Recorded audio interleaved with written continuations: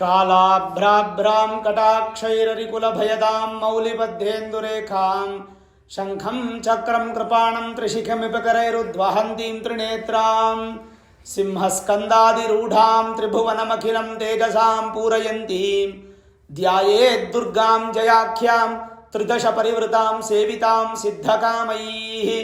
ಶ್ರೀ ಗುರುಭ್ಯೋ ನಮಃ. ಹರಿ ಓಂ. ಆತ್ಮೀಯ ಪ್ರಿಯ ಪ್ರೇಕ್ಷಕ ಮಿತ್ರರೇ, ನಿಮ್ಮೆಲ್ಲರ ಜೀವನ ಸುಖಕರ, ಲಾಭಕರ, ಸಮೃದ್ಧಿಕರವಾಗಿರಲಿ ಅಂತ ನನ್ನ ಆರಾಧ್ಯ ದೇವಿ ಹೊರನಾಡು ಅನ್ನಪೂರ್ಣೇಶ್ವರಿಯ ಪಾದಗಳಿಗೆ ನಮಸ್ಕರಿಸ್ತಾ, ಪ್ರಿಯ ಪ್ರೇಕ್ಷಕ ಮಿತ್ರರೇ, 2026 ವರ್ಷದ ಸಾಲಿನಲ್ಲಿ 5 ರಾಶಿಗಳಿಗೆ ವಿಶೇಷವಾದಂಥ ಧನ ಸಂಪತ್ತು ಅನ್ನುವಂಥದ್ದು ವೃದ್ಧಿ ಇದೆ. ಅದು ಯಾವ್ಯಾವ ರಾಶಿ? ಸಾಧಾರಣವಾಗಿ ಮನುಷ್ಯ ಆಸೆ ಪಡುವಂಥದ್ದು ಏನಂದರೆ, ಹೆಣ್ಣಾಗಲಿ ಗಂಡಾಗಲಿ ಹಣ ಸಂಪಾದನೆ ಮಾಡಬೇಕು, ಸಾಲ ಇರಬಾರದು, ಮನೆಯನ್ನು ಚೆನ್ನಾಗಿ ತೃಪ್ತಿಯಾಗಿ ಕಟ್ಟಿಕೊಂಡು ಸುಖ ಸಂಸಾರದಲ್ಲಿ ಆನಂದವಾಗಿರಬೇಕು ಅನ್ನುವಂಥದ್ದೇ ಪ್ರತಿಯೊಬ್ಬ ಹೆಣ್ಣಾಗಲಿ ಗಂಡಾಗಲಿ ಯೋಚನೆ ಮಾಡುವಂಥದ್ದು. ಅದಕ್ಕೆ ರಾಶಿ ಹಾಗೂ ಜಾತಕ ಜೊತೆಗೆ ಗುರು ಮತ್ತು ಶನಿಗಳ ಸಪೋರ್ಟಿಂದ ಕೆಲವೊಬ್ಬರಿಗೆ ಅದೃಷ್ಟ ಅನ್ನುವಂಥದ್ದು ಉತ್ಪತ್ತಿ ಆಗುತ್ತೆ.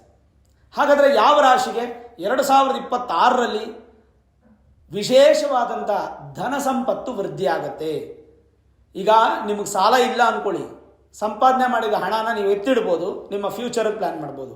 ಸಾಲ ಇತ್ತು ಅಂದ್ಕೊಳ್ಳಿ, ಆ ಸಾಲವನ್ನು ತೀರಿಸೋದಕ್ಕೆ 2026ರಲ್ಲಿ ಈ 5 ರಾಶಿಗಳಿಗೆ ಭಾಳ ವಿಶೇಷವಾದಂಥ ಸ್ಥಾನ ಸಿಕ್ತು. ಅದರಲ್ಲಿ ಮೊದಲನೇ ಸ್ಥಾನ ಇರೋದು ಮಿಥುನ ರಾಶಿಗೆ. ಮಿಥುನ ರಾಶಿಗೆ ಗುರು ಧನಸ್ಥಾನಕ್ಕೆ ಬಂದು ಹಣದ ಹರಿವನ್ನು ಹೆಚ್ಚು ಮಾಡಿ, ಕುಟುಂಬದ ವೃದ್ಧಿಯನ್ನು ಮಾಡಿ, ನಿಮ್ಮ ಮಾತಿನಿಂದ ಹೆಚ್ಚು ಸಂಪಾದನೆ ಮಾಡುವಂಥ ಯೋಗವನ್ನು, ಬಲವನ್ನು ಕೊಡ್ತಾನೆ. ಹಾಗಾಗಿ ಮಿಥುನ ರಾಶಿಯವರಿಗೆ ಅತ್ಯಂತ ಅದೃಷ್ಟ, ಅದ್ಭುತ ಅನ್ನುವಂಥದ್ದು ಈ ವರ್ಷ ನಾವು ಕಾಣಬಹುದು.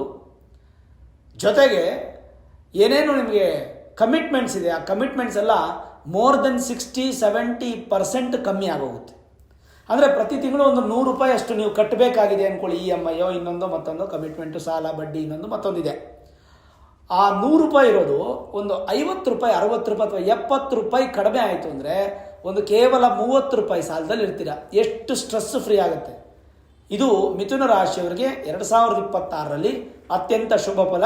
ಧನ ಅಕ್ಯುಮುಲೇಷನ್ ಮಾಡೋದಕ್ಕೆ ಮೊದಲನೇ ರಾಶಿ ಯಾವುದಂದರೆ ಮಿಥುನ ರಾಶಿ. ಇನ್ನು ಎರಡನೇದು ಕನ್ಯಾ ರಾಶಿ.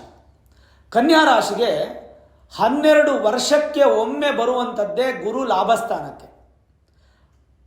12 ವರ್ಷಕ್ಕೆ ಒಮ್ಮೆ ಗುರು ಲಾಭಸ್ಥಾನಕ್ಕೆ ಬರ್ತಾರೆ. ಅಂದರೆ ಲಾಭ ಅಂದರೆ ಕೇವಲ ದುಡ್ಡು ಮಾತ್ರ ಅಲ್ಲ. ಕನ್ಯಾ ರಾಶಿಯವರಿಗೆ ವಿವಾಹ ಆಗ್ಬೋದು, ಮನೆ ಕಟ್ಟೋದಾಗ್ಬೋದು, ಭೂಮಿ ತಗೊಳ್ಳೋದಾಗ್ಬೋದು, ವಾಹನ ತಗೊಳ್ಳೋದಾಗ್ಬೋದು, ಅಥವಾ ಹಣ ಸಂಪಾದನೆ ಮಾಡೋದಾಗ್ಬೋದು. ಸಂಪಾದನೆ ಮಾಡಿದಂಥ ಹಣವನ್ನು ಉಪಯೋಗಿಸಿ ಏನಾದರೂ ಒಂದು ಅದ್ಭುತವಾದಂಥ ಜೀವನವನ್ನು ಪ್ರಾರಂಭ ಮಾಡುವಂತಾಗ್ಬೋದು. ಇವೆಲ್ಲದಕ್ಕೂ ಭಾಳಷ್ಟು ಅನುಕೂಲ ಮತ್ತು ವಿಶೇಷವಾದಂಥ ಸಂದರ್ಭ ಕನ್ಯಾ ರಾಶಿಯವರಿಗೆ. ಹಾಗಾಗಿ 2026ರಲ್ಲಿ ಅತ್ಯಂತ ಬಲಿಷ್ಠ ಹಾಗೂ ಪಾಸಿಟಿವ್ ಆಗಿರ್ತಕ್ಕಂಥ ಒಂದು ರಾಶಿ ಕನ್ಯಾ ರಾಶಿ. ಇನ್ನು ಮೂರನೇದಾಗಿ ವೃಶ್ಚಿಕ ರಾಶಿ. 2026ರಲ್ಲಿ ವೃಶ್ಚಿಕ ರಾಶಿಯವರಿಗೆ ಅತ್ಯಂತ ಶುಭ ಫಲ. ಭಾಗ್ಯಸ್ಥಾನಕ್ಕೆ ಗುರು ಬಂದು ಭಾಗ್ಯದ ಫಲಗಳನ್ನು ಕೊಡ್ತಾನೆ. ಒಂದು ಸಂತಾನ ಭಾಗ್ಯ ಆಗ್ಬೋದು, ಗೃಹ ಭಾಗ್ಯ ಆಗ್ಬೋದು, ವಾಹನ ಭಾಗ್ಯ ಆಗ್ಬೋದು, ಅಥವಾ ವಿವಾಹ ಭಾಗ್ಯ ಆಗ್ಬೋದು, ಭೂಮಿ ಭಾಗ್ಯ ಆಗ್ಬೋದು, ಆರೋಗ್ಯ ಭಾಗ್ಯ ಆಗ್ಬೋದು. ಎಲ್ಲವೂ ಭಾಗ್ಯ ಸ್ಥಾನದನ್ನು ನೋಡ್ತಾ ಇದೆ. ಅಂದರೆ ಗುರು ನಿಮ್ಮನ್ನು 5ನೇ ಮನೆಗೆ ದೃಷ್ಟಿ ಆಗ್ತಾಯಿದ್ದಾರೆ. ನಿಮ್ಮ ರಾಶಿ ಗುರು ಇರೋ ಜಾಗದಿಂದ 5ನೇ ಮನೆ ಬರುತ್ತೆ. ಹಾಗಾಗಿ ವೃಶ್ಚಿಕ ರಾಶಿಯವರಿಗೆ ಅತ್ಯಂತ ಶುಭ ಫಲ. ಈ ಒಂದು ಸಂದರ್ಭದಲ್ಲಿ ನೀವೇನೇ ಪಾಸಿಟಿವನ್ನು ಥಿಂಕ್ ಮಾಡಿದ್ರೂ ಅದು ಸಕ್ಸಸ್ ಆಗುತ್ತೆ. ಜೊತೆಗೆ ಪೂರ್ವ ಪುಣ್ಯ ಸ್ಥಾನಕ್ಕೆ ದೃಷ್ಟಿ ಹಾಕ್ತಾ ಇರೋದ್ರಿಂದ ಗುರುವಿನ ಬಲ ನಿಮ್ಮ ರಾಶಿಯಿಂದ ಭಾಗ್ಯ ಸ್ಥಾನಕ್ಕೆ ಇರೋದ್ರಿಂದ ಎಲ್ಲ ಭಾಗ್ಯಗಳು ನಿಮ್ಮನ್ನು ಒದಗಿ ಬರುತ್ತೆ. ನಿಮ್ಮ ಪ್ರಯತ್ನ ಸ್ವಲ್ಪ ಇದ್ದರೆ ಸಾಕು. 2026ರಲ್ಲಿ ಯಥೇಚ್ಛವಾದ ಹಣವನ್ನು ಸಂಪಾದನೆ ಮಾಡಿ ಭಾಳಷ್ಟು ಅನುಕೂಲಕರವಾಗಿರ್ತಕ್ಕಂಥ ಕಂಫರ್ಟಬಲ್ ಲೈಫ್ಗೆ ನೀವು ಶಿಫ್ಟ್ ಆಗ್ತೀರ. ಅದು ನಿಮಗೆ ಸಪೋರ್ಟನ್ನು ಹೆಚ್ಚು ಕೊಡುತ್ತೆ. ನಿಮ್ಮ ಪ್ರಯತ್ನ ಮಾತ್ರ ಬೇಕು ಅಷ್ಟೆ, ಇನ್ನೇನು ಅವಶ್ಯಕತೆ ಇಲ್ಲ. 2026ರಲ್ಲಿ ಧನ ವೃದ್ಧಿಗಾಗಿ 4ನೇ ರಾಶಿ ಯಾವುದಂದರೆ ಮಕರ. ಮಕರ ರಾಶಿಯವರಿಗೆ ನೇರ 7ನೇ ಮನೆ ದೃಷ್ಟಿ ಗುರುವಿನಿಂದ ಸಿಗುತ್ತೆ. ಹಾಗಾಗಿ ಮಕರ ರಾಶಿಯವರಿಗೆ ಕಳೆದ 7 7 ವರ್ಷಗಳಿಂದ ಭಾಳಷ್ಟು ಕಷ್ಟಪಟ್ಟಿದ್ದೀರಾ. ಮಕರ ರಾಶಿಯವರಿಗೆ ಸ್ವತಂತ್ರ ಇರಲಿಲ್ಲ, ಅಂದರೆ ಫ್ರೀಡಮ್ ಇಲ್ಲದೆ ಒಬ್ಬರ ಅಂಡರಲ್ಲೇ ಇದ್ರಿ. ಒಬ್ಬರು ಅಂತಂದರೆ ಅದು ಗ್ರಹಗಳ ಅಂಡರ್ ಅಂತಲೇ ತಗೊಳ್ಳಿ, ಮನುಷ್ಯರ ಬಿಡಿ. ಮಕರ ರಾಶಿಯವರಿಗೆ ಎಲ್ಲೋ ಒಂದು ಕಡೆ ಸ್ವತಂತ್ರ ಸಿಕ್ಕದ ಹಾಗೆ 2026ರಲ್ಲಿ ನಿಮಗೆ ಫ್ರೀಡಮ್ ಸಿಕ್ಕದ ಹಾಗೆ. ಯಾವಾಗ ನಿಮಗೆ ಸ್ವತಂತ್ರ ಸಿಗುತ್ತೋ ನೀವು ಯಥೇಚ್ಛವಾಗಿ ಎಲ್ಲ ಕಡೆ ಓಡಾಡ್ಬೋದು, ಸಂಪಾದನೆ ಮಾಡ್ಬೋದು, ವ್ಯವಹಾರಗಳನ್ನು ಮಾಡ್ಬೋದು. ಏನೇ ಮಾಡಿದ್ರೂ ಅದೃಷ್ಟ ನಿಮ್ಮನ್ನು ಹುಡ್ಕೊಂಡ್ಬರುತ್ತೆ. ಎಲ್ಲ ಥರದ ಅನುಕೂಲಗಳು ಕೂಡ ನಿಮಗಾಗುತ್ತೆ. ಪಾರ್ಟ್ನರ್ಶಿಪ್ ಬಿಸ್ನೆಸ್ಸಲ್ಲೂ ಸಕ್ಸಸ್ ಆಗಿ ಪಾರ್ಟ್ನರಿಂದನೂ ಸಂಪಾದನೆ ಆಗುತ್ತೆ, ಲೈಫ್ ಪಾರ್ಟ್ನರಿಂದನೂ ಸಂಪಾದನೆ ಆಗುತ್ತೆ. ಅಂದರೆ ಓವರಾಲ್ ಹಣದ ಅನುಕೂಲ ಮತ್ತು ಹರಿವು ಮಕರ ರಾಶಿಯವರಿಗೆ ಯಥೇಚ್ಛವಾಗಿ ಸಿಗುತ್ತೆ. 7 ವರ್ಷ ನೀವು ಕಾಣದೇ ಇರತಕ್ಕಂಥ ಸಂತೋಷ ಹಾಗೂ ಸುಖ, ಅಥವಾ 7 ವರ್ಷದಿಂದ ನಿಮಗಿದ್ದಂಥ ಕಮಿಟ್ಮೆಂಟ್ಸು ಸಂಪೂರ್ಣ ಝೀರೋ ಆಗೋದಕ್ಕೆ ಮಕರ ರಾಶಿಯವರಿಗೆ 2026 ಅದ್ಭುತವಾದಂಥ ಸಾಕ್ಷಿಯ ವರ್ಷ ಆಗ್ತಾ ಇದೆ. ಇನ್ನು 5ನೇದು ಮತ್ತು ಕೊನೆಯ ರಾಶಿ ಮೀನರಾಶಿ. ಮೀನರಾಶಿಯವರಿಗೆ 2026ರಲ್ಲಿ ಅದ್ಭುತವಾದಂಥ ಬಲ, ಹಣದ ಹರಿವು ಹೆಚ್ಚಾಗಿ ಆಸ್ತಿಯನ್ನು ಸಂಪಾದನೆ ಮಾಡುವಂಥದ್ದು, ಗೃಹ ಪ್ರವೇಶ ಮಾಡುವಂಥ ಯೋಗ, ಸಮಸ್ಯೆಗಳೆಲ್ಲವೂ ದೂರ ಆಗುವಂಥದ್ದು. 2026 ಸಾಲಿನಲ್ಲಿ ನಿಮಗಿರ್ತಕ್ಕಂಥ ಸಾಲಗಳು ಸಂಪೂರ್ಣ ಝೀರೋ ಆಗೋಗುತ್ತೆ. ಯಾರೂ ಕೂಡ ನಿಮಗೆ ಬೆರಳಿಟ್ಟು ತೋರಿಸದೇ ಇರೋಷ್ಟು ಮೇಲಕ್ಕೆ ವೃದ್ಧಿ ಆಗ್ತೀರಾ.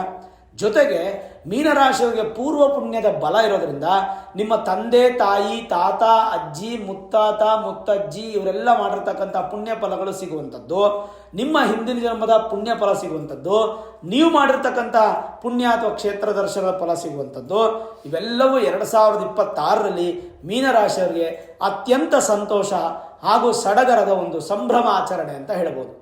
ಜೊತೆಗೆ ಪೂರ್ವ ಪುಣ್ಯಕ್ಕೆ ಬರೋದ್ರಿಂದ ನಿಮ್ಮ ಮಕ್ಕಳಿಂದನೂ ನಿಮಗೆ ಸಂಪಾದನೆ ಆಗುತ್ತೆ.